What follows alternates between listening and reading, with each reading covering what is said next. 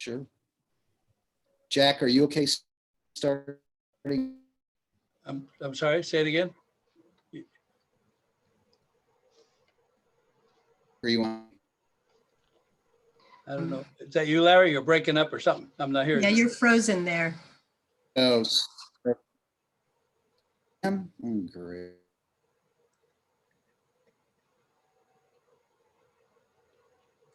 Director Bragman, I think you have a bad connection there, maybe. Let me pause the recording for a minute. Sorry about that. No problem. Go ahead. Okay.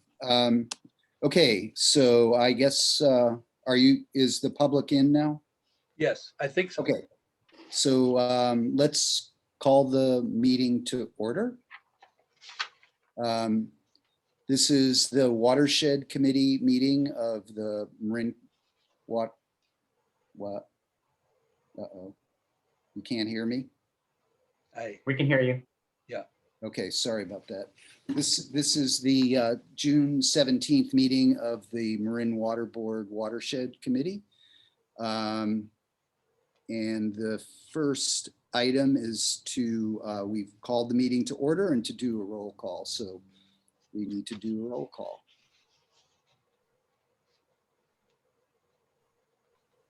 It appears we lost our board secretary. Hmm. I'll call the roll. Okay, Director Bragman, here. Director Gibson, Here. Director Schmidt, Here. Director Kohler, absent. And Director Russell. Okay. Okay, we have three here and 2 absent. Ready to proceed. Okay. So the first order of business or second order of business is to adopt the agenda. Is there a motion to adopt the agenda out there? Move approval. Motion. Okay, can Second. we do a roll call? Okay, we have a first Director Gibson and a second Director Schmidt. Director Bragman, Aye. Director Gibson, Aye. Director Schmidt. Aye. We have an agenda. Okay, very good. Moving right along, the next item on the agenda is public comment. And this is for members of the public who want to comment on items that are not on the agenda. During this time, comments are going to be limited to 3 minutes per speaker and can be limited by the committee chair, which is you. But do we have any public comment? We're not seeing any public comment at this time. No. Okay. Okay, so let's move on to our next item, which is to approve the minutes of the Watershed Committee Board of Directors meeting of March 18th. Are there any changes by any of the directors?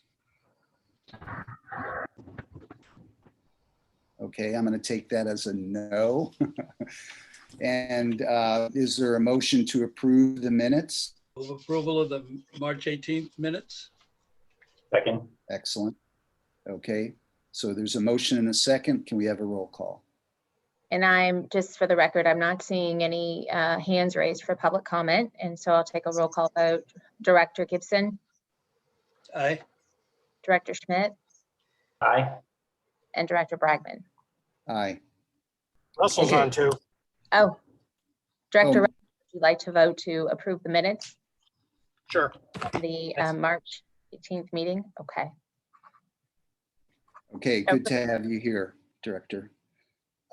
So the next item on the calendar is the biodiversity, fire fuels, and integrated plan prescribed burning plan report.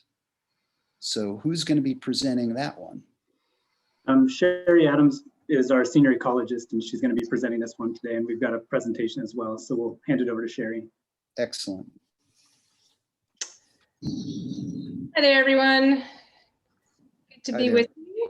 And I'm Sherry Adams, senior ecologist. I work up at Sky Oaks. And I'm joining you because the staff's been evaluating if prescribed fire is an appropriate tool that can be used safely on the watershed. So I want to share with you our findings on that topic. And let's see here. There we go. This is just what I'll be talking about. I'll briefly introduce prescribed fire, why management agencies use this as a tool, where we think might be an appropriate location on the watershed, what the time frame would be if we choose to move forward with prescribed fire, how prescribed fire is used safely to manage land, who would be involved, and then next steps. So just briefly to introduce it, prescribed fire, first of all, I'll be using some terms interchangeably: prescribed fire, prescribed burning, controlled burning, and controlled fire. You'll hear those terms as well. And so those are interchangeable for our purposes. And it's a method for reducing fuels, prepares the land better for wildfire, benefits the native species which are adapted to fire. It's a technique that requires a lot of planning and a lot of preparation. The photos we've got there, that top photo shows some mapped rare plants that we know can benefit from fire. And that bottom photo shows our staff doing some pile burning. So this is not new. The district's has historically used prescribed fire for a number of years. And we continue to use pile burning as a way of disposing of vegetation that's generated with our fuel reduction work. Our neighbors use fire. At Point Reyes, NPS uses fire and has for many years. At the Marty Griffin Preserve of Audubon Canyon Ranch, they just did a burn in 2020. And County Fire has been working with county parks using prescribed fire as well. So I'll start by giving you a definition. Bear with me, it's kind of a mouthful, but each of these parts is important. So prescribed fire, we're talking about lighting a fire in a specified location after careful planning under controlled conditions to achieve clearly articulated management goals. So the reason we use the word prescription or prescribed fire, it's a term that describes a set of conditions which prioritizes human safety, considers the weather conditions, probability of meeting your burning objectives, and it lays out the conditions under which a prescribed fire could take place. And it specifies a go, no go checklist, and you don't burn unless you're within prescription. So that's how that term is used. So there's, I want to talk briefly about some of the reasons why we're seeing, like, for example, CAL FIRE is really turning towards a lot more prescribed fire. And in the county, we're seeing that as well. And the reason in a nutshell is that we lived in a fire adapted ecosystem.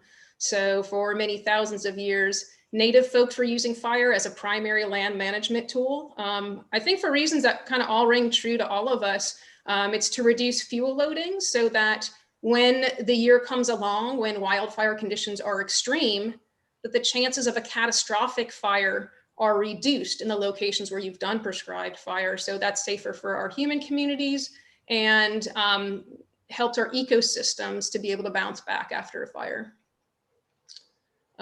Recently, there was a study looking at specifically focusing on water quality, and this was in the Sierras, and found that this is the exact reason why prescribed fire is a tool that's used to address water quality, because of the issues of siltation and erosion that are concerned with extreme wildfire. So, okay, everywhere is adapted to fire around here, but that doesn't mean all locations are a good choice for prescribed fire. So one thing we've been looking at, the staff's been considering, are what are the locations within the watershed that might be good choices for prescribed fire. So these are locations where we have a high confidence of being able to implement without an escape, with the available resources, and to meet our goals broadly for management. So we've been considering a number of different locations. So let's see, there's a pointer.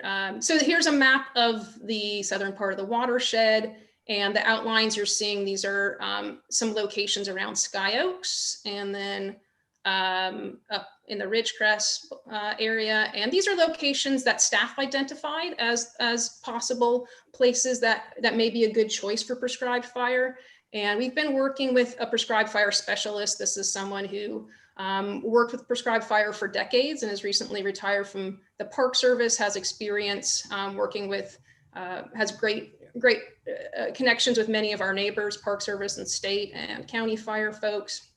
And this helps us evaluate if some of these units might be good choices, and if so, what preparation we might do. So here's a close-up of, let's see, here we go. So there's the Rock Spring parking lot, and this is Ridgecrest. So this just gives you an example, maybe helps you sort of picture what we were learning from that consultant about what makes for a prescribed fire unit that you would have high confidence in your ability to control it. So you've got a parking lot here and a paved road. This is a place where you could have engines and you could have hoses. This is an area that's of force that's completely surrounded by grassland. It's got a trail. There's a slope, which adds predictability to fire behavior. So that's an example of a unit that was identified by the prescribed fire specialist as a place that would be a good choice. Here's another example. Probably everyone knows if you've got water on 3 sides, you've got, you're feeling pretty good about your ability to control a prescribed fire in that location. So those are some examples of locations that may be suitable on the watershed. In terms of a timeline, the reason that we looked at a number of different locations is that the window of opportunity where a certain location you could do a prescribed fire and it would be safe and appropriate may be different for different locations. So when you plan for different locations, you can have some flexibility. The Air Quality Board is involved in any timing decisions and ultimately is the one who decides if in terms of air quality, if burning could take place on a given day. So let me talk for just a moment about calendaring. If you followed prescribed fire historically, you may have noticed fall is a pretty common time, was a common time for forested locations.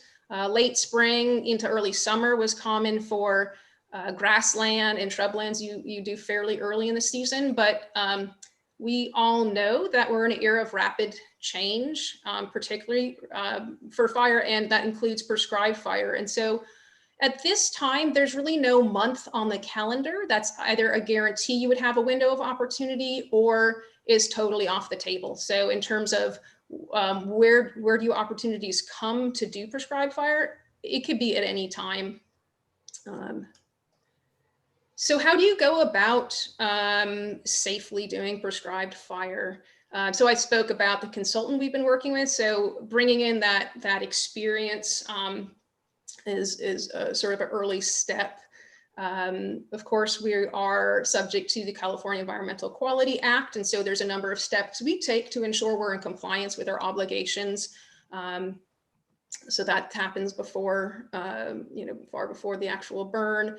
We've been working with County Fire. Jordan Reeser's on this call, and when I'm done here, I'll turn the baton to him and he can share some comments. But we've met with him on the ground at both of those locations I just showed you maps of, just to hear his take on, the idea of, is County Fire ready to be the operational lead on this and do the implementation? And we've had conversations with Chief Weber about this. So that's a really important part. That's a very key partnership, bringing in the experience and the operational side of things. And so a burn plan is a document. There's a template that CAL FIRE has, and that's a template that really spells out everything that you do with the prescribed fire. Who are you going to call that morning? What are the conditions you need to go forward? What is your prescription? Where do you have engines? How many engines? Where do you have hose? So the burn plan takes you through each of the steps to ensure you could have a safe burn. So that's another step in this process. And then, of course, working with air quality. Luckily, we already have a good relationship with air quality because of our pile burning. So we have on staff, someone who regularly gives them a phone call and knows who to call. And so that's a relationship that's existing. There's a lot of folks who really care about these lands. Everybody here knows that. And so we know that communications are a really key part of this work. And so part of moving forward with this is making sure that all of our stakeholders understand our deliberative process, that public safety is our #1 priority and that everything follows from that, and why this is an ecologically appropriate tool. So that communication is a key part. We in the past have had air quality come out and visit us on site when we were pile burning. So we're hoping to repeat that and have them come on out and understand how our approach to prescribed fire. And monitoring is a part of our adaptive management approach under our vegetation management plan. So that's a part of it as well. Listening is part of communication. We're optimistic that we will find support in the community. For example, MCL, Marin Conservation League, has a recent, I'm not sure if it was a position paper, exactly what it was called, but within the past 6 months, they had a statement about fire that very clearly supports prescribed fire as an ecologically appropriate tool for managing our lands here in Marin County. And we have a lot of expertise on staff. So for example, our rangers are very used to what it takes to close the watershed to vehicle use on a red flag day, and has great, works closely with our communication staff, Jeannie and her whole team, bring in that expertise of how do you get it out on social media? How do we make sure folks know what's going on here? So luckily we already have that expertise to be able to use. So I'll talk about some of the steps that we take. There's some site prep that we need to do, and that's identified in our planning steps. But what do you need to do around your controls and make sure you've got access? What do you need to do to ensure staff safety? Working with county fire to understand their availability and their resources, and potentially other, collaborators as well. But the key point to know about using prescribed fire as a tool is, so right now we're looking at the analysis and communication stage fairly early on. But let's say, a little further down the road, when we've done some of those other steps I've talked about, there are agencies that have a plan, and they're not able to implement for maybe a year, or sometimes even more. There is, we don't move forward unless we're in prescription. And so the environmental conditions really dictate when you can move forward. And of course, air quality also on the morning of, nothing goes forward on any burn unless air quality has approved it. So just to review, burn plans are actually something that is in progress right now. So those are specific documents that would enable the district to move forward with prescribed burning if we choose that path. The permit process is going on. Right now, Suzanne Whelan, who you all know as our volunteer coordinator, is working with One TAM Partners on developing some communication. They move around that TAM van to just really reach out to our public. And for their next stop, they're focusing, of course, on drought, but also fire ecology. And part of that is an understanding about the role of prescribed fire and what that is as a management tool. So site prep and coordinating with with county fire. So I'll leave you with an image. And I mean, I've been in land management long enough to remember the sort of fire is bad, be scared of fire messaging around Smokey Bear. And I don't know if any of you have seen there's a billboard not that far from me. It's a CAL FIRE billboard that's pro prescribed fire. So this is sort of a larger thing going on with land management agencies, that a recognition that fire is going to be on these landscapes, and how can we, we might want to consider bringing it in under our own terms, because we can't keep it out.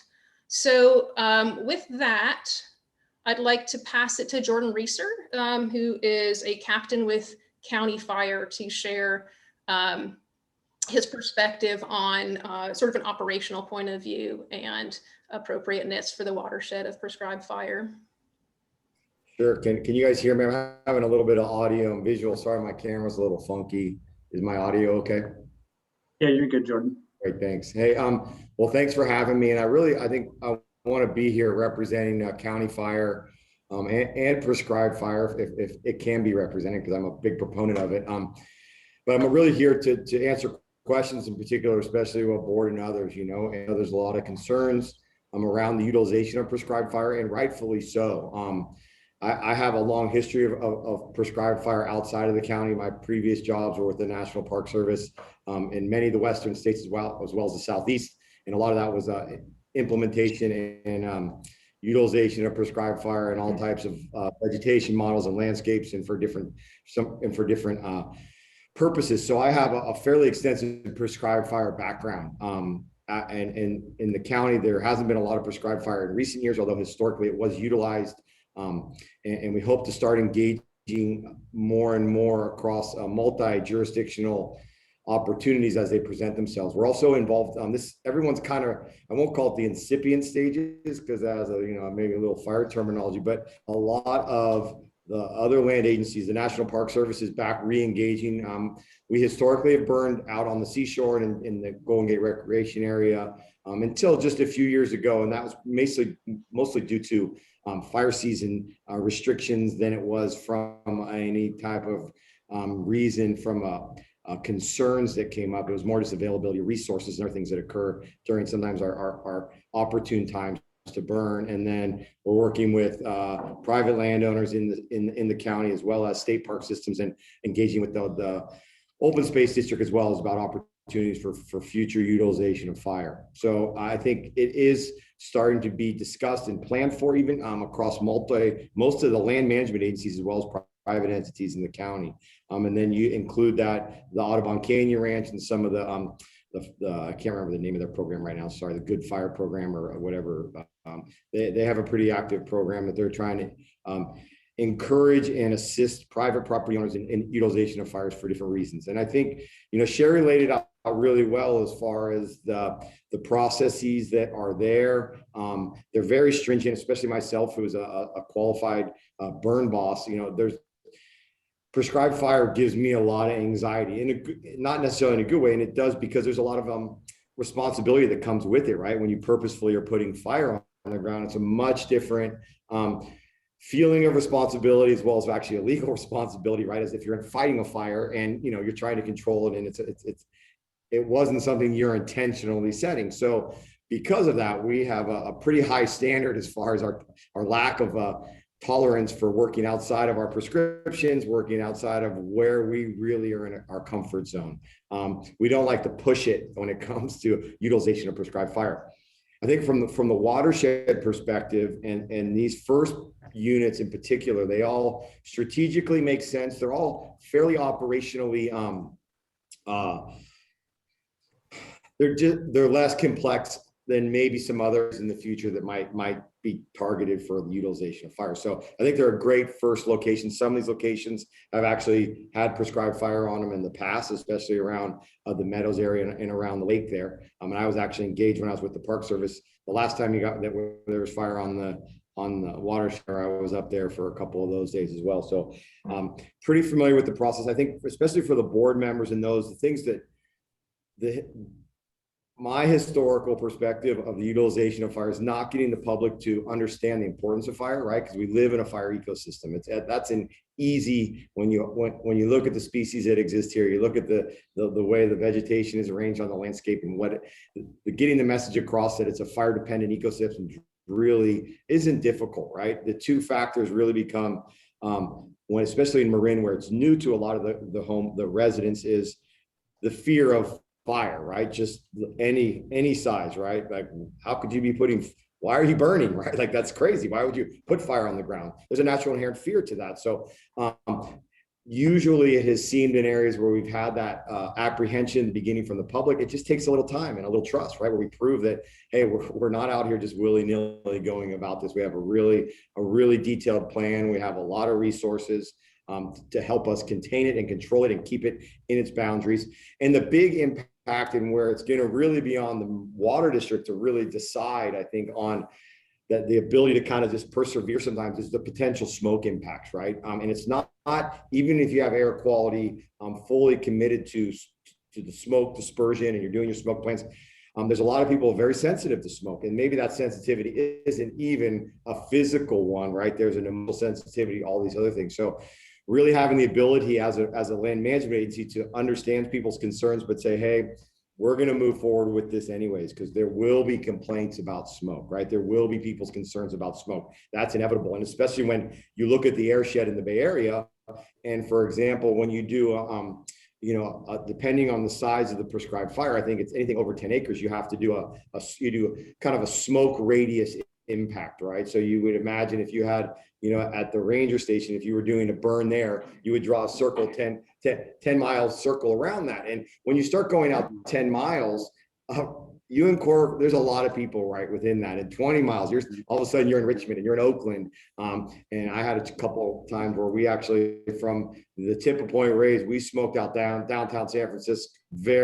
We put a lot of smoke into downtown San Francisco, and the air district was wondering what was going on. It was just the way the smoke moves sometimes after your initial burn happens. The smoke has a tendency sometimes to do different things that maybe weren't forecasted. So the fortitude to kind of really persevere through the concern about the smoke, unless they are really health concerns, and then that's where the air district gets in. But the public's concern about smoke sometimes isn't the same as the actual maybe the health impacts to them or the real threat to them. So that's going to be a critical thing as a board to really decide, how you guys and gals are going to really, kind of wade through that and come out the other side. Because usually the size burns we're doing here and the way we're burning the smoke impacts are very short-lived, which that is really the discussion point with the public. Is we have all felt the smoke impacts from larger fires, right? The Paradise Fire, the Carr Fire. So if we can break up the continuity of the fuels, reduce fire behavior, we have smoke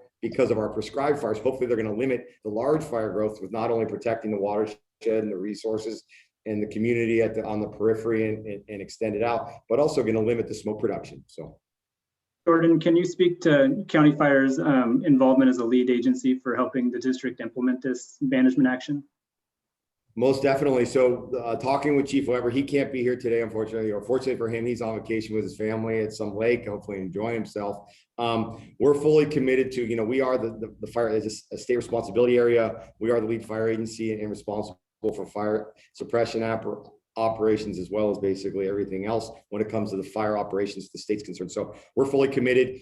And I know Sherry had mentioned it, there might be some need from the water district to come some of these funds to help assist with that, which would maybe be post-fire, like the day after and 2 days after, to have committed resources that are there to continue to mop up and hold the fire in its perimeter. But we're fully committed to provide the leadership. And I think with the beauty of this county, especially in the last 10 years, is there's a lot of willingness by local fire departments to help, right? And so we're doing some burns next week, training burns up in Novato, and they're up on the H Ranch, and they're legitimate prescribed fires as well. And we basically have to fend people off that want to participate. So we're really fortunate. A lot of places have a real trouble getting adequate resources. We sometimes have too many resources, which is a great problem to have. So we're fully committed to being engaged from the planning all the way through to implementation. Jordan, could I just, along the lines of Sean's question, just for absolute clarity. So are you saying that County Fire is the burn boss or incident commander during these events, including the go, no go decision and during the actual event? That's correct. So we're working through the state in this, yes, but that in a nutshell, that's correct. We're trying to figure out the exact terminology. The state's moving to a new prescribed fire IC qualification. We're not sure how it's going to play out, but there will be a county fire, most likely me because of my burn boss qualifications. A county fire will be the incident commander, / burn boss for this event. And then maybe someone like Ben Jacobs would assist in some of the operational stuff, and there could be some other roles, but the county will take that lead role. I have a question. Is this a good time? Yeah, please. Yeah, when we've done this in the past, my recollection is that summer was out. You simply didn't do it. I heard Sherry say now it can be any time of year. Why has that changed? Is it better techniques, or we just know more, or why that changed? Sherry, do you want to go ahead? Yeah, and Jordan, if you don't want to add something, feel free. But a changing climate is the short answer. essentially the concept that the prescription drives what you do and the robustness of that method has not changed, but weather has changed. And so you're interested in fuel moisture, you're interested in wind pattern and forecast and direction and strength. You're interested not just how strong, but how gusty. You're interested in what kind of recovery you're getting at night. You're interested in all these factors. And one of the things that's changing with climate change is out of season rain. We're getting a little bit more of it at times when we didn't used to, in addition to the variability. So climate. I see. Thank you.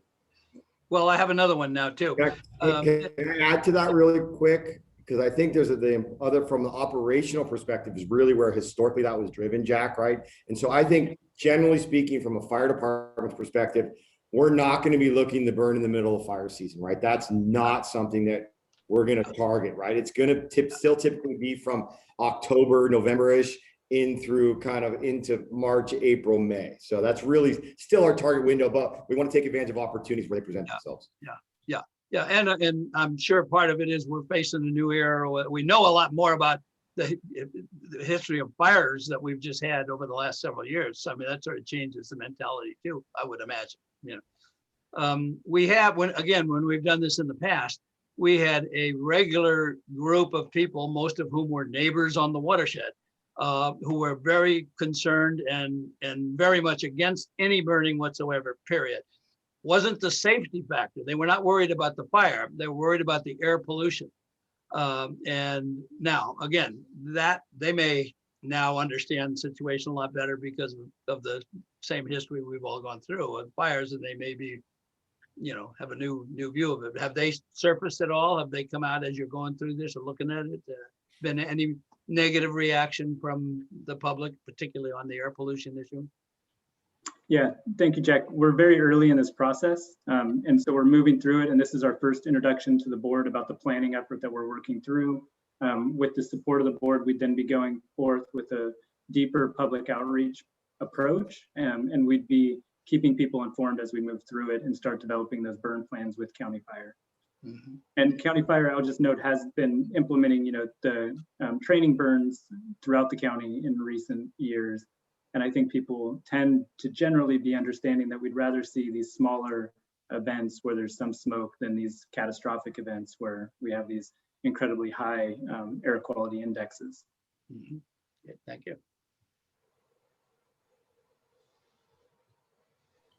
So I went a couple years ago down at Green Gulch. They did some model fires. I don't know if that was with Mr. Jacobs, the retired fire guy, but I went to two of those programs and sort of saw how it was done. And in the best of all worlds, I totally support it from sort of a historic environmental point of view.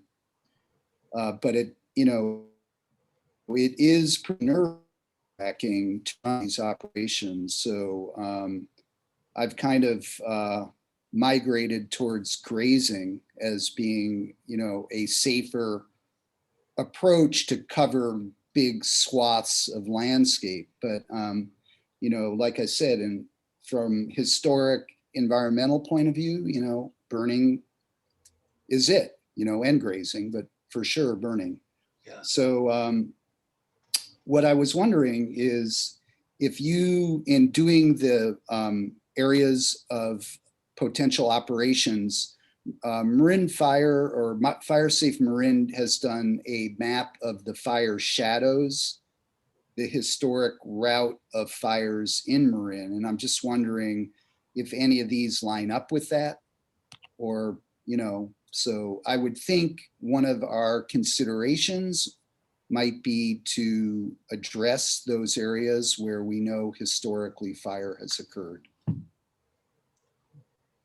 Yeah, so one of sort of our preparation, I showed you that map of those specific units that we had identified for consideration. And part of the prep for that work was actually pulling up that whole fire history And so, yes, that was absolutely, we consider things like access. You want to know if you can get engines there, but fire history, there was a short list. Our consultant, Ben Jacobs, said, here's the things I need on my one pager for each unit, and absolutely fire history. There's prescribed fire history in some of these places, as Jordan was mentioning, but the wildfire history absolutely is part of it. Almost the entire watershed burned, and it's been a long time. That's the short version. Yeah. No, I know. I look back, even like late 19th century, there were major fires, and I read the history of the Bolinas Fairfax Road, and there was a huge amount of fuel on Bolinas Ridge. They said when they built that road, it was almost impassable because of the conifer, the falling needles from the conifer were like drifts of snow, that it made it almost impossible even to walk over Bolinas Ridge. So the other thing, not to be too big of a wet blanket, pardon the pun, on the project, because again, I think it's a very cool concept, is doing some kind of a cost analysis per acre. And that, I don't expect you have it now, but I'm just saying as we go through this, because I do think we should kind of do a cost analysis. Sean knows I'm kind of a friend of the goat and a friend of grazing. We all know that, Larry. Yeah. Not that friendly, but pretty friendly. Yeah, okay, good. But Marin Open Space is using them, and making a lot of progress with it. So anyway, I would like to see at some point as we go through the process, some kind of a cost analysis and cost comparison and all that. Yeah, we can take that comment. And I would just note that, our biodiversity fires and fuels integrated plan gives us a suite of management tools, prescribed fire just being one of those, grazing being one of those, forestry restoration being one of those, with mastication tools, and then hand removal and mechanical methods. So there is a suite, and I think we have to consider all of them together and comprehensively across our watershed. But yeah, we can definitely provide a cost breakdown of the different treatments and where they're appropriate, because not every treatment's appropriate in the same location. So that's another consideration we take into account. Sean, I was going to go to my point, which is that, in addition to cost, which I think we always have to be mindful of, is which tools most appropriate within our watershed. And I think there might be places where goats are the smartest way to reduce our fuel load, but there are other places that I would assume that it's not, for a variety of reasons, cost and maybe even just scale. We have so much land that has so much of a high fuel load that I worry about solutions that we need to take to scale if we're going to really get ahead, where we'd like to be with a managed fire versus something that gets out of control and is extremely damaging. So do we have an assessment of where the most appropriate tools are within our lands? I could comment on that a little bit. Just the way to think about it is, so I come at from a sort of fire ecology botany point of view. Think of all the plants that we have. So for example, the term serotiny refers to, we have cones that will only open with fire. So land management is not only fuels. We emphasize that because we all in all of our communities have these huge concerns about safety and catastrophic wildfire. That's really important. But when we think about what encourages diversity, we've got plants that that require fire or do better with fire. So that's, for example, when we showed the map of the rare plants, bulb plants are an example. We've got a number of rare plants that it was a significant part of the management goals of how Native folks were managing for these bulb plants, because they do great after fire. So yes, it's sort of, out of the 20,000 acres we manage, it's hard to just sort of briefly mention a couple of sentences, but absolutely by vegetation type and by the species that we find there, some tools are more appropriate than others, and in part because different locations have different management goals. So where, we think about, is this a place where we're focused only on fuels? And that might be a place where multiple tools would meet that objective. But depending on the veg type of the plants there. In some cases, fire might be the better choice. Yeah, I totally understand that, and I know that that's a really important part. And I think that to the extent when all things being equal, we can advance the health, ecological health of our lands. It's an added benefit. You could add that even if it was more expensive to do fire in a location that achieved ecological benefit. That's an added reason to take that step. But I'm just wondering if there are, I don't mean to play expert in the least, but I can imagine that there are places where slope or proximity to houses and other things make fire just, it would be so expensive to use that tool and so dangerous and risky. So that might be a place where you subvert the ecological benefit in the name of reasonability, feasibility. And I think that's where I'm wondering whether we've ever tried to overlay a number of concerns and conditions to be able to really ask ourselves where do these different tools touch down most effectively. Yeah, and I'll say, Monty, or Ms. Director Schmidt, in our biodiversity fires and fuels plan, it does kind of map out the landscape and attribute some management direction towards the treatment types for different vegetative communities. So there's some of that outlined in the BIFIP. And then we're also starting to ask the question of how can we be most efficient with our resources and focus them, the different management actions in the appropriate places to have the biggest benefit from a fuel reduction and wildfire behavior point of view. And I think that's something that we'll be bringing forward in the next year of our analysis on that. But we'll take your comment and try to incorporate that thinking in there as well. What would be the target date for going forward with a burn, if we have such a date? When will we be thinking about doing this? Sherry, do you want to talk about next steps for the burn plans and then? Yeah, so, burn plans we would expect to be within the next few months could be ready. And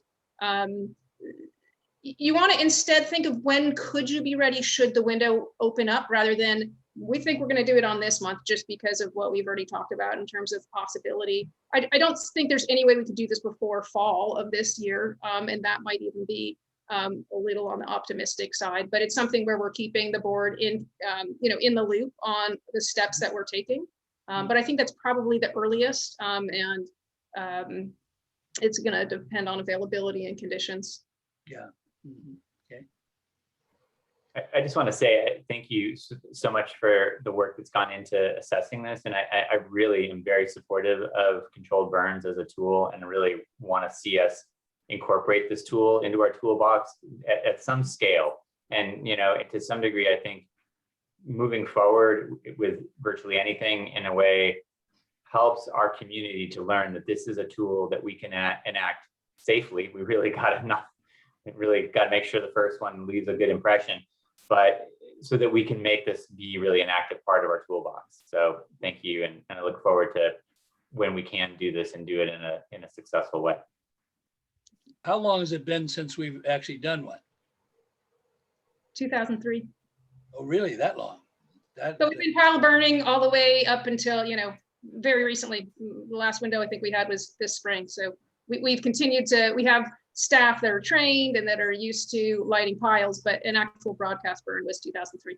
Wow. Okay. That shocks me. Actually, I would have missed that. So are we continuing to do pile burns even with the dry conditions? Well, the pile burning operations happen in the winter. So we manage the vegetation. Our vegetation management is very much so a process. So we pile those, that vegetative debris in the landscape, and then we come back in the winter and light those off when it's safe and we can control the situation. So are you guys still creating piles in anticipation of doing some burns this winter?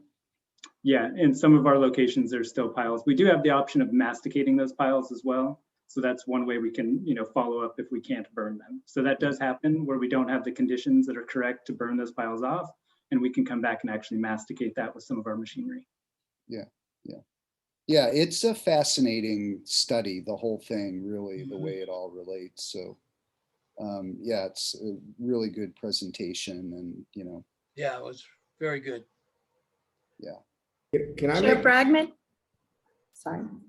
I was going to say there was one public comment that we have. Okay, Jordan, did you want to add something? I just wanted to add one last kind of parting thoughts for me in relation to the proposed units here, and then kind of the long-term needs, so to speak, to kind of mitigate large fires on the watershed, and in turn, protecting the water quality and all the other things associated. And these to me are kind of low-hanging fruit, right?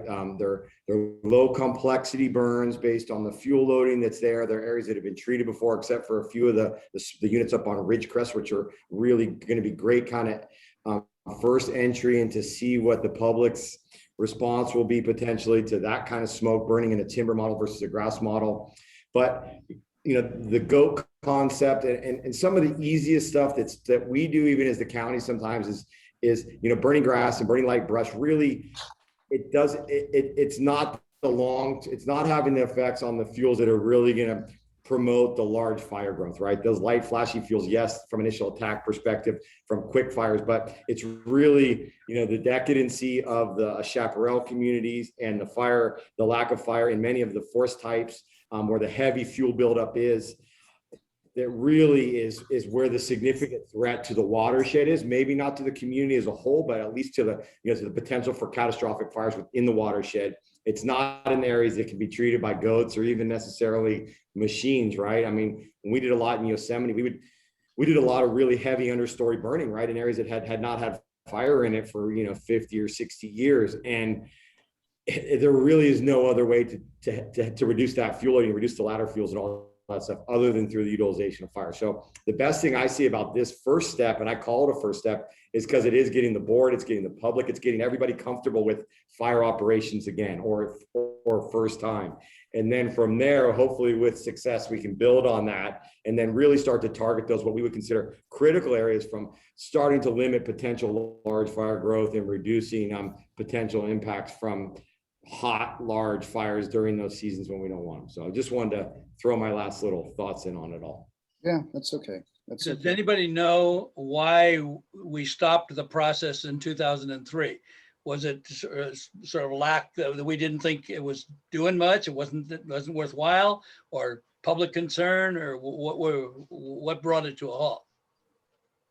Yeah, Sherry, you can back me up if I miss a point on this, but part of it, Jack, was that our 1995 vegetation management plan only allowed for a certain quantity of fire to be burned, and we hit that mark. There was also some changes in public perception around the use of fire and the smoke impacts. But I think, as we've all mentioned here today, that some of the catastrophic wildfires that we've seen is changing our thinking around that. But those 2 points were the main ones. Right. Thank you. Didn't the Air Quality Board kind of tighten its requirements too? So I believe they did, yeah, and I think that those have now started to be relaxed again. And they're changing because they see the risk benefit is changed. The need. Yeah. Okay, so we ready for our public commenter to comment? We have two. The first one is Nona, then Nona Dennis, and then after her is Barbara Salzman. Go ahead, Ms. Dennis. Okay, can you hear me? Yes. Yeah, fine. Okay, I want to thank Sherry and Jordan for a great presentation. And also thank Sherry for mentioning the fact that Marine Conservation League has developed a position paper with regard to prescribed burns. We have, we're really fortunate to have on our board about really 4 people who have worked on that. I can't tell you whether it's actually been adopted yet by the full board, but there's a huge amount of work has gone into it. I mean, we have 2 people with advanced degrees in fire ecology. Mike Swayze, of course, is one of them, and Terry Thomas, who retired a couple of years after about 3 decades with the National Park Service. Also, in fact, I think she went through the same training about the same time as Mike. And then we have 2 wildlife biologists who also have tuned into this to refine it, to look at the possible impacts on wildlife. And so the one area where it seems to me you are going to need some help with education might be something that we can do. We can talk about that at a later time. But in response to 2 board comments, Jonathan, I agree with you that we can really, I'm sorry, Monty. I'm looking at different faces here and they keep moving around. Anyway, money. I agree with you that this really attacks the problem of fuel at an ecosystem level, and it has really the opportunity of restoring ecosystems as opposed to, and also, as Jordan suggested, getting into ecosystems that the goats can't possibly reach. So as to grazing, Larry, we're also working on a position paper on grazing, and we've done a lot of work back and forth with the county in particular on some of the problems associated with grazing. It's a relatively easy, and people think of it as really a kind of a benign technique, a management technique. But in fact, we have seen type conversions, and the goats are indiscriminate. So there are limits to where and how effectively goats can be used. It's a legitimate management tool, as is prescribed burning. They have to be used in the appropriate places. So we support what you're doing. We encourage you to really go forward with this. And I think you can look to us for some support, critical support always, because we don't hold back, as you know, when we disagree with something. But in any case, we will look forward to working with you. Thanks very much. I have a couple questions off of Nona's comments. I've heard the comment about the goats being indiscriminate, but isn't fire indiscriminate?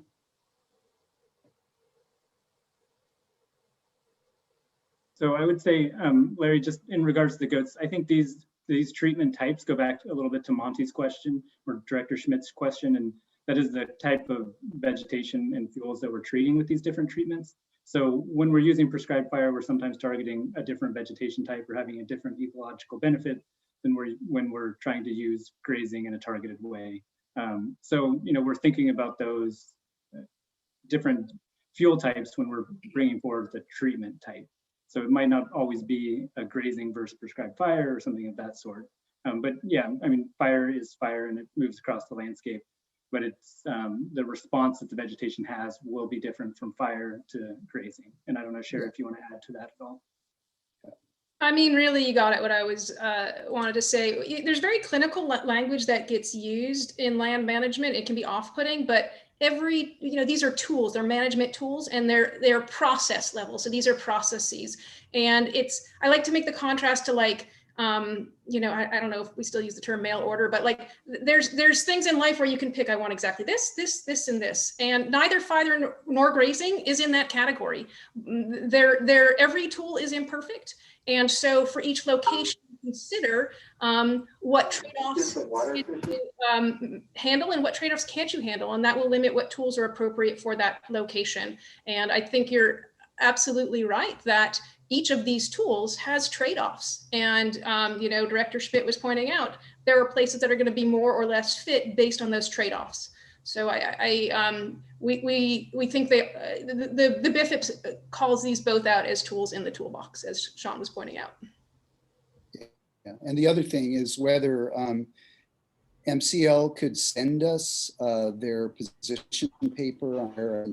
I'd be real interested in taking a look at that, and grazing as well. So.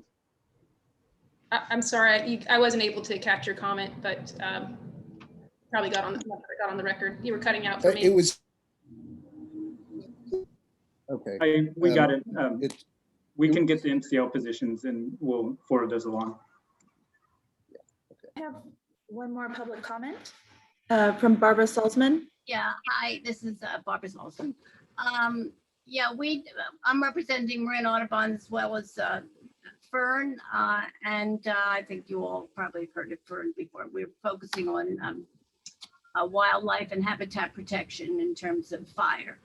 And I'd first like to say that we're supportive of controlled burns, that they've been more beneficial than goats because they leave the organic material in the soils, and that has a benefit to the environment. My comments now, though, are really questions about CEQA and environmental review. I have three. One is I assume the district will be responsible for CEQA for these projects. And number two, and I know this probably doesn't apply this year because if you're not going to start the burns until fall, it'll be past nesting season. But I want to make sure who is doing the bird nesting surveys and when they're being done before the burns. We were a little concerned about what was done with the hill fire, which is right in the middle of nesting season in June. I think it was early June. And thirdly, will there be opportunity for public comment? I don't know if you would do it at a meeting or some way for those of us who are interested in looking at the environmental documents for the burn areas that you're planning. Thanks.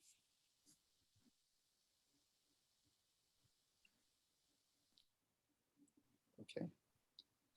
Okay, any other public comments or public Yes. commenters? Larry Minigis. Go ahead, sir. Good afternoon. I had a spotty signal, but I think I've got a good one now. It's coming out of Lassen National Park after a lovely morning and heading into Reading. I want to answer Jack's question. And what happened in the early 2000s, this might help a little bit, is there was a burn in New Mexico, a prescribed burn in New Mexico that got completely out of control. I think it took out a couple of thousand homes, if I recall. And there was really a lot of backlash and a lot of people really frightened by the idea that you have the fire departments doing prescribed burns and the smoke. And it was quite a controversy. And it was not only here, but for much of the West. These types of prescribed burns near the WUI pretty much stopped. So, what we're seeing today is almost a complete 180 where the public, a lot of people who never speak before in the public say, can you do more prescribed burns? And that's very encouraging because we know it's a difficult subject. And I want to thank you. And also I want to thank Nona for her comments. Thank you so much. Yeah, thank you, Larry. My pleasure. Chair Bregman, Ms. Salzman wants to make another comment again. Sure.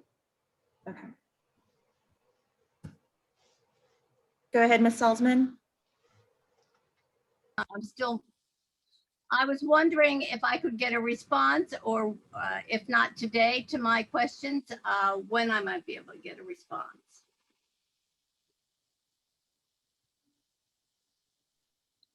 Director Bragman, do you want me to respond? Yeah, I'm not sure which question she's referring to. No worries, I've got them all. So in regards to CEQA, the CEQA compliance was done as part of the Biodiversity Fires and Fuels Integrated Plan. It has this prescription or target for a number of prescribed fires on a given year, and it kind of slowly steps up as we go through the implementation plan. There is a number of mitigation measures outlined within the BIFIP EIR itself that we must follow in terms of biological species that we want to protect and enhance through our operations. That does include nesting bird habitat. She's very astute in noting that a lot of people are asking the question around how do you do a prescribed fire during a nesting season. That's something that we're evaluating in a deeper way to understand how it's been done in other areas and other land management agencies. There's also the reality that this could be done outside of nesting season during some of those different site conditions or prescriptions that are within our burn plan. So that's something that we'll be looking at and thinking deeply about. I will just note that in our forestry restoration work, we've done an extremely good job of doing a robust level of compliance and mapping that out to ensure that we limit and minimize any potential impacts. That kind of goes to the public comment portion. I think as part of our public outreach, to get to Director Gibson's point, is that we'll be probably looking at developing our burn plans and then figuring out a way to better communicate out where these could potentially occur on the watershed and think about whether it's site visits with the community or other presentations to the board or to other organizations, how we just get input and broadly think about that input in our management actions. Okay. There are no further comments. Okay. Any other board comments, staff comments? Okay, well, I want to thank everybody. It was very interesting, really well done, and looking forward to the next phase, I guess. coming back. Yeah. Well And done, thanks a lot, Jordan. Okay, so let's go on to the next item, which is the creek study, stream release update. Yeah, thank you. So we're going to let Jonathan Taylor present. Yeah, good to see everybody. Hopefully I can share my screen and you can see it. Is that working? Yes. Got it. All right. So back in April, the board authorized the initiation of the Lagunitas Creek flow study. And so today I'm just going to provide you an update on sort of where we are in progress and get into a little bit of the technical details for those of you who are interested in those technical details. You can see the slide advance. Yeah. Very good. Okay. I'm a little paranoid. I've had technical difficulties in the past, so good. So obviously the impetus for this study is the drought. It's the back-to-back critically dry years we're having, and really just the need to look at water storage, savings, conservation anywhere we can. And one of course, one of the largest uses of water for the district are our releases into Lagunitas Creek from Kent Reservoir. And, you know, Lagunitas Creek has 3 really bellwether species that are recognized for both their endangered status, but also the fact that they're doing quite well in Lagunitas Creek. So everything we do in terms of stewarding the watershed really has to be considered in the context of these 3 species, coho salmon probably being the top of the list there in terms of getting the most attention from agencies and stakeholders. Just also additionally, I'll hold that thought.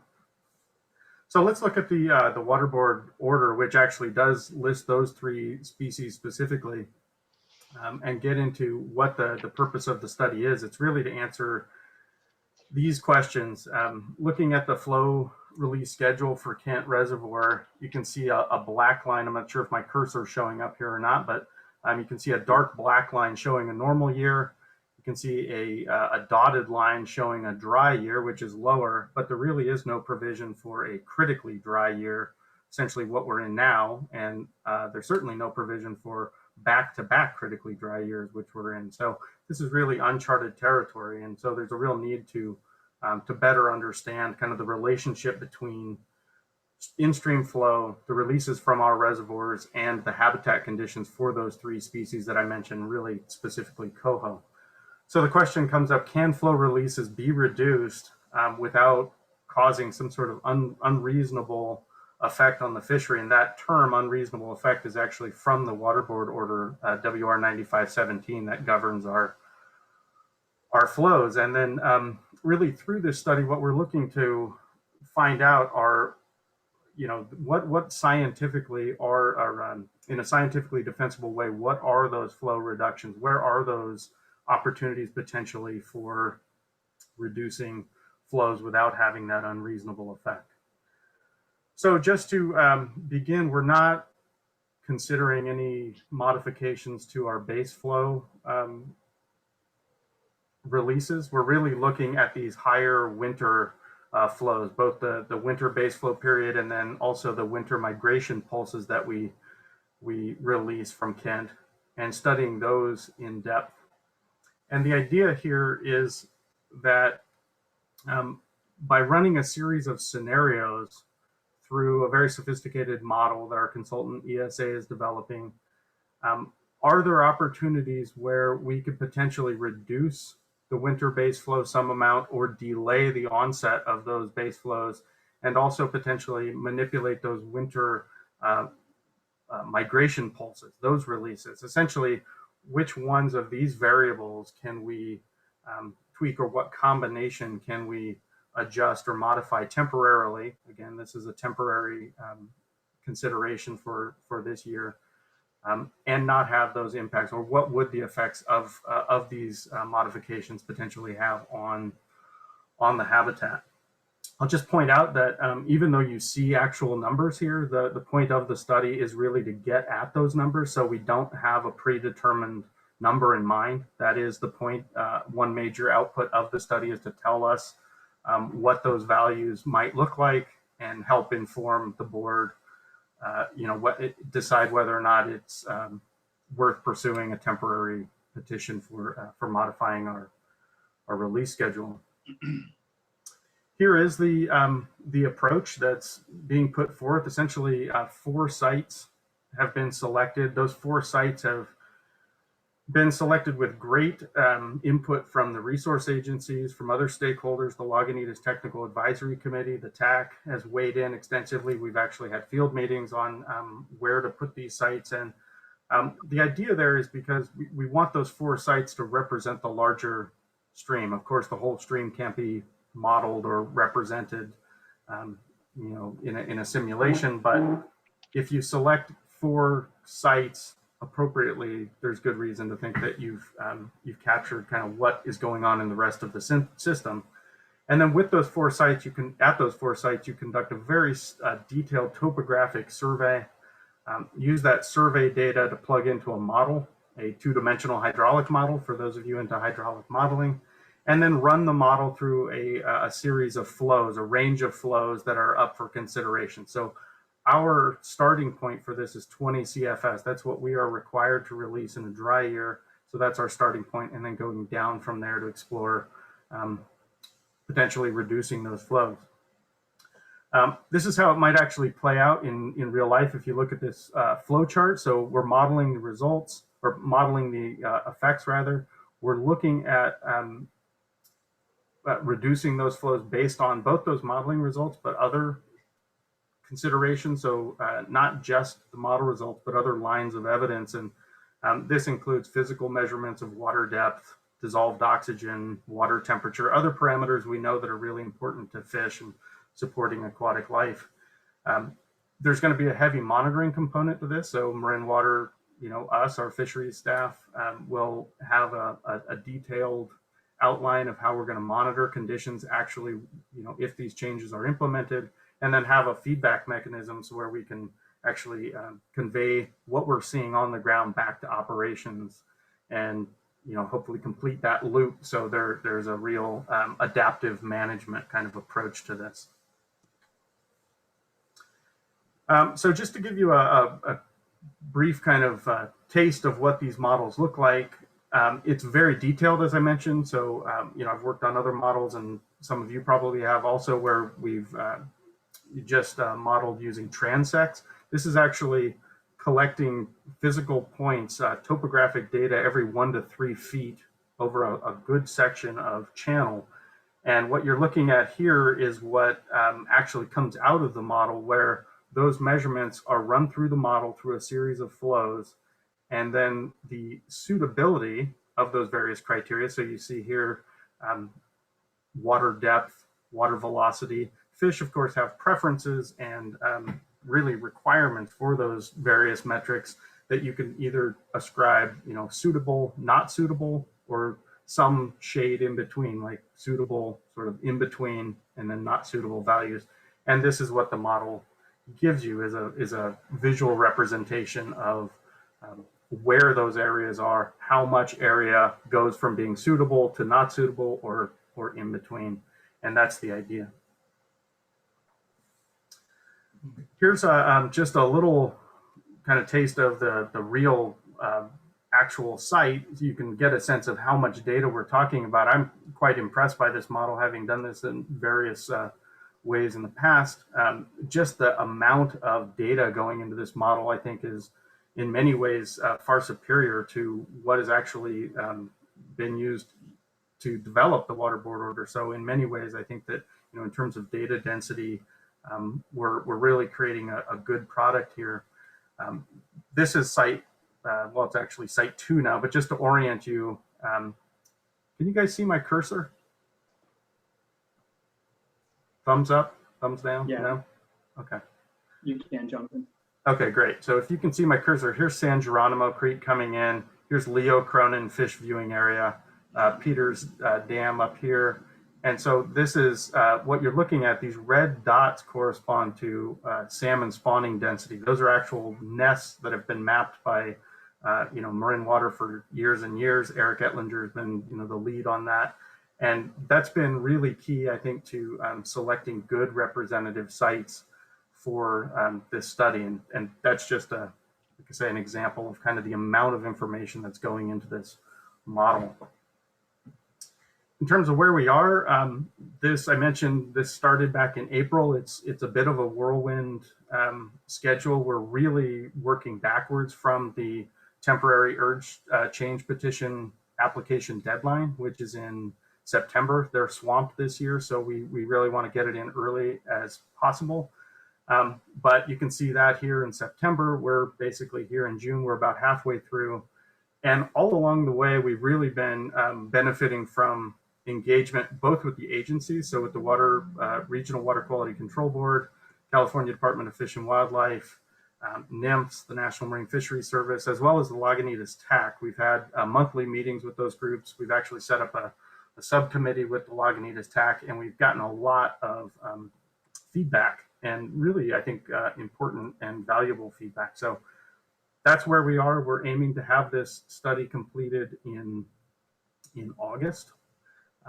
And again, it's a really fast, short timeline, but I think we're doing our best to create a product that not only informs this decision, but also has value in our future, restoration and stewardship kind of efforts in the watershed.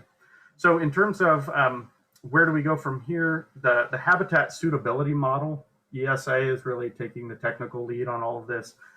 They are developing that for the first two sites. We've identified the sites 3 and 4, which are a little further downstream.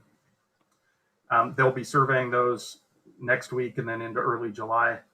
And then once we get results, all of this information will be fed into the model. And the idea is we want to analyze the amount of habitat that's actually being affected, how it's being affected, and hopefully identify the least impactful scenarios. So what are those variables that and combinations of variables that we can adjust to have the least impact? And in terms of the board, we will be coming back with those results at an upcoming committee meeting obviously ahead of the TUCP application deadline, and that should be anticipated in August. So that's where we are, and thank you very much. Okay, great report. Yeah. Thanks, Jonathan. I have a question. Go ahead, Larry. Thank you. One of the things that's confused me about Lagunitas Creek is, from the lay of the land, it appears to me to be an ephemeral creek, and that we made into a constant flow. Do you think that's true? Or do you think I'm off base on it being ephemeral in its past, before the dams? Well, one component of the study, I actually talked about the physical habitat component of the study, but another aspect is to look at historical flow patterns pre-dam. It's a hydrologic watershed model, and that is being developed by ESA also. I don't know, I don't have enough history in the watershed to know what the outcome of that will be, but that is going to be part of this study. Well, there's no place to store the water, huh? I mean, other than in the soil. So if you have a year like this, which has undoubtedly occurred before, it's hard for me to imagine that there would be a base flow into the stream. Possible, but hard to imagine. And I don't know how that gets wound in. Do you know when they sued the district, when the state board sued the district, whether they incorporated that? Because what I recall from my recollection of it is they originally asked us to release 50% of the water that we stored, and we negotiated it to 25. Now that is an interesting process, because either the 50 was wrong, or the 25 is wrong, or the 50 is right and the 25 is right. You know what I'm saying is that it's kind of interesting to me that they could negotiate to a number that was twice the number they requested. Perhaps that was a strategy of negotiation, nothing to do with hydrology or fish biology, but I don't really know. But I would suggest looking back at how that got done, because I presume at one point they even thought about taking 100% from us, but then they backed down from that. So where I'm getting at is the arbitrariness of the numbers is something that needs to be reminded to the young bucks and young gals at the state board that, you know, these things are not exactly cast in concrete. A couple of comments that I'd like to and a suggestion. One, in terms of what the historic flow levels in Lagunitas Creek used to be, there's a web-based tool that the Nature Conservancy has helped develop that looks at unimpaired flows. It's called the Natural Flows Database. Anybody on the call can go to it, and actually you can get an estimate of what unimpaired flows used to be in stream sections all throughout California. So a very useful tool to answer sort of that question of what were the historic conditions. A question, Monty. We only have 100 years of rainfall data. How do they get back before that? That would be a whole meeting to answer the question of how it's modeled. So needless to say, it's a modeled result since we don't have records in all places. But anyway, I'm just merely trying to offer that there's a quick place to look for a modeled answer. All, you know, taking everything with a grain of salt as we would. Well, let's go one step results. further.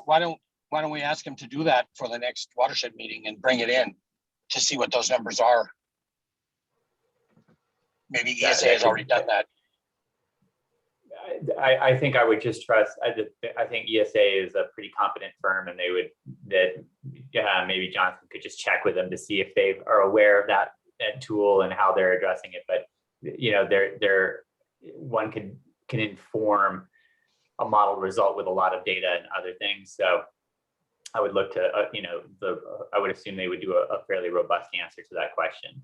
But you know, my question is a couple of things about this approach. I think one question I have is just understanding what was the intent, if we understand what the intent of the flow requirements were, and whether those flow requirements were intended to achieve some sort of flow objective downstream, such that releases from the reservoir were intended to be additive to natural flow contributions from the landscape in the wintertime, because it's not the only source of water in the stream. You know, everything within the watershed contributes. If it doesn't go into the dam, then it's contributing from smaller streams. So I'm curious whether there was an intention to achieve some sort of flow quantity at a compliance point downstream. And where this might go to is that, you know, is that if we are so blessed to, as we all hope we are, that we have a very wet winter, and maybe those flow objectives are being achieved through natural rainfall, maybe that's something that we don't. Maybe that would be something that the agencies would take into consideration in terms of this request. One of the other things that I'm concerned about is that when you're looking at fisheries, the condition of fish, especially with coho and other aquatic species that have a long time residence time in our streams, is the cumulative impact of stream flow conditions. You know, it's not just the winter time that contributes to the ultimate success and return of adult fish. And so when we look at the impact of reducing stream flows in the wintertime, they could impact both the fish that have spawned the previous year and are still holding, versus also the spawning habitat of the fish that will be spawning that year, and then subsequently holding over the following summer. Whether we are having a cumulative, maybe the wintertime habitat conditions may not drop below a critical threshold, but I'd imagine that the fisheries agencies would be concerned about how this might impact the health of the fish through the other times of the year that we're not looking at with our study. And so I'm wondering whether there's been any feedback so far from the water agency or the fisheries agencies about the scope of our study, whether we're taking into consideration other times of the year that are also important for fish, and whether they're asking us to look at those timeframes. I can't recall that specifically coming up in our agency meetings. That is a good concern. I definitely hear you. We are incorporating, so even though the focus of the study is primarily on spawning habitat, once the model's built, the beauty of it is you can certainly plug in other parameters if you know habitat suitability criteria. For example, we're talking about potentially looking at food production in the spring or in the winter. So benthic macroinvertebrate production, which is obviously important for growing fish. Even though that's kind of a secondary, or I don't know if we're ranking these, but it's another aspect that is potentially going to be in the model. And I just can't recall if that specifically has come up. I don't know if anybody else on the call has remembers that. Yeah, no, I have not heard that specific question, Director Schmidt. No. But it's a good one. I've written it down, so it's definitely something to take into consideration. To my first question, do we know if the flow requirements were intended to be additive to natural contributions, stream flow during the wintertime, and hence achieve some sort of flow compliance point downstream? So or what was or frankly, what was the basis of the flow requirements? Yeah, so there's a flow requirement downstream that we have to meet. There are other streams that feed into it, and the district has to make sure we hit a certain level at that downstream gauge. Yeah, there's a significant contribution of just natural runoffs from San Geronimo Creek. So that's the big source. And yeah, the compliance point is in Samuel P. Taylor Park, about 3 miles downstream of the dam. Yeah, I do want to clarify that the releases that we put forth are to achieve that in-stream flow requirement. There's not a set release amount that we are responsible for releasing from Peters Dam. It's just to achieve that downstream flow requirement, which is a combination of the releases, rainfall, and runoff from Peters Dam all the way to that Samuel P. Taylor gauge. Yeah. And and sorry, I should know this, and I promise that I will spend some more time getting up to speed on this, but if those flow levels are being met through natural rainfall without dam releases, are we still required to release those flows? The minimum requirement for us is 1 CFS. That's what so in theory, if we're seeing 25 or 20 CFS at Samuel Taylor, we could reduce our flow to 1 CFS and be in compliance with the order. Got it. So I wanted to respond to Director Russell's comment about, pre-development flows. One of the things I know is in living historic memory, there were very hefty salmon runs all the way up into Fairfax. Mm-hmm. This is probably 60, 70 years ago.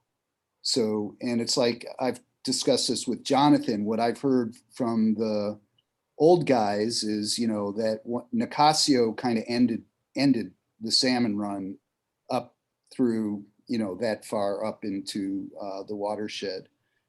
So, one of the things I'm concerned about, there was a study, it was in the Chronicle, the new Bay Delta or California water project release for this year. They predicted something like a 90% die-off for Chinook in the Bay Delta. And I'm just wondering, at the end of the day, is this study going to give us an estimate of the die-off rate that the loss of flow could cause? Well, hopefully there will be no die-off. That really is the purpose of the study. We are trying to avoid that scenario basically at all costs, and have monitoring, close monitoring, and a feedback loop to our operations folks that that scenario is to be avoided. Yeah, no, I mean, it's, if we could pull it off, that would be amazing. So you know, I know it's something nobody really wants to do, but, you know, we're kind of stuck doing it. But, you know, if that would be the end result, that would be an excellent result. I heard that Sonoma did get their variance or whatever you want to call it recently. So the board is primed, I think, to hear this application. Yeah, if So, I just make a brief comment that understandably, this initial effort is being framed with generally the constraint of limited to no impact. And we'll see what that looks like and bring it to the board. In my view, I hope it ends there. Yet I do think it's important just to put out for discussion that it's possible if the severity of the drought continues, we could be faced with difficult issues of fish or people, right? So we all know that, and I think it's okay to say that, but certainly this initial step for the time frame of this petition is looking at minimal to no impacts and potential changes. And we all, I think there was an earlier comment that we're hoping for a really wet year, and we are. And, you know, hopefully the study informs it and maybe even comes out with a win-win in terms of water supply and fishery benefit approach long-term. So there's a lot of things that'll come out of this, but I just don't want to suggest that necessarily, you know, the end of this through, if the drought were to continue in its severity, length, duration, that no impacts is necessarily the only, you know, it's a hard constraint. And I hope we don't have to have those discussions, but it just feels, given where we are, important to put that out there a little bit. yeah, no, I appreciate that. And I know everybody's doing the best they can do to minimize any impacts. So, you know. When I saw the Sorry. the fact that Sonoma Water got their relaxation of their order, the question crossed my mind: are the characteristics that brought that determination the same characteristics that will be run through in ours? In other words, does there necessarily spring hope from their success, or are they totally different? The analysis. I can speak to that if the team wants me to. I think, Director Gibson, the criteria for a temporary urgency change petition are the same criteria for anyone who's applying, but I would say that specific circumstances on the ground. So they have a biological opinion, they have, you know, a different river system, a different watershed, and you know, different studies that have been completed that deal with their how their watershed system works. So those are going to be different. So there's some similarities, and then there are some differences. And one of the differences, I think, in particular in this case, is the timing of their temporary urgency change petition, where the flows are being adjusted, you know, during a drier season. So there's going to be a lot of, you know, different analysis, and the timing of that is going to be looked at, of course, much differently. Where is that in the system with respect to what the species are doing at that time of year and what the water flows typically be. But so there's some information that we can, you know, look at and that could help us, but there are obviously big differences too. And the threshold standard, though, is that there would be no significant impact, and that so our circumstances are of what we're asking for are different than what Sonoma faced, but the standard will be the same. Yeah, the procedure will be the same. Yeah. Yeah. Okay, is there any public comment? There are none. Okay. Oh, wait, someone did raise their hand. Barbara Salzman. Go ahead, Ms. Salzman. member of that committee, I just feel that I need to say something. I would like to commend the staff for doing a really good job and the consultants for working on this diligently and working with the community members and the consultants.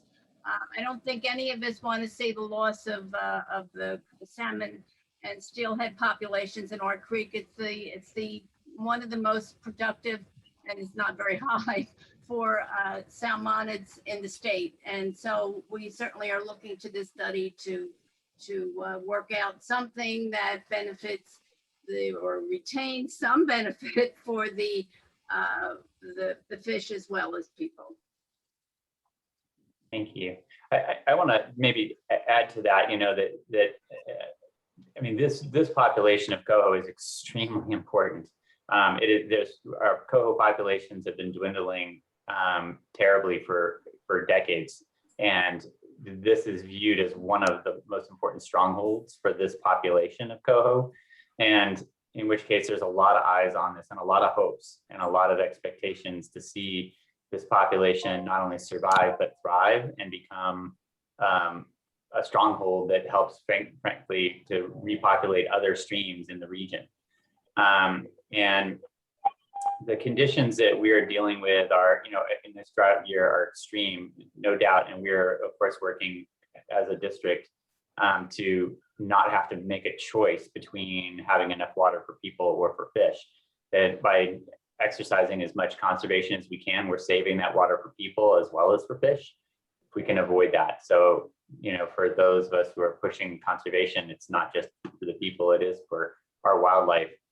And I really, I'm glad that we're looking at doing this study, because I think that in general, our understanding of what fish need has changed, as these fish and other fish have, and our rivers need, has grown tremendously over the 2.5 decades since probably the underpinning of the science that drove for these standards was in place. And so it strikes me that, not now in the middle of a crisis should we be trying to do this, but in the near term, I think it would be useful for us to look at how, what are the kind of flows that we could be managing more carefully with our modern understanding, and to see if there are more effective ways to release what we do release, and maybe there's some cost savings there in terms of water, but more importantly, to just have more effect, because we are managing for a very disturbed system. We don't have the floodplain habitats that we used to.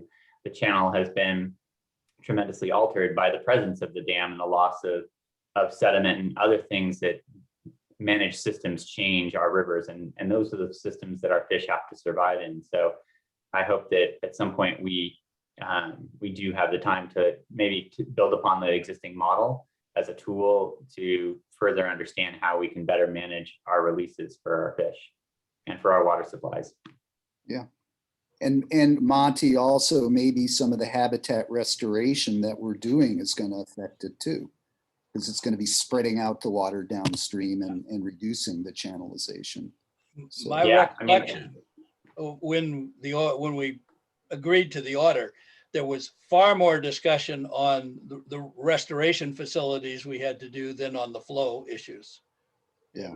Which is why I'm listening to all this and trying to remember at the time, and there just wasn't that much discussion on flow. It was all habitat what we can do to improve the habitat. Now, yeah. How that translates to the conversation today, I'm not sure, but that's, that was a lot of times flow standards are set in order to achieve fish habitat conditions under the current conditions of the channel. And so the more we restore the channel, the more the water we put in there creates benefit for fish. And so hence, in some ways, channel restoration projects are water supply projects.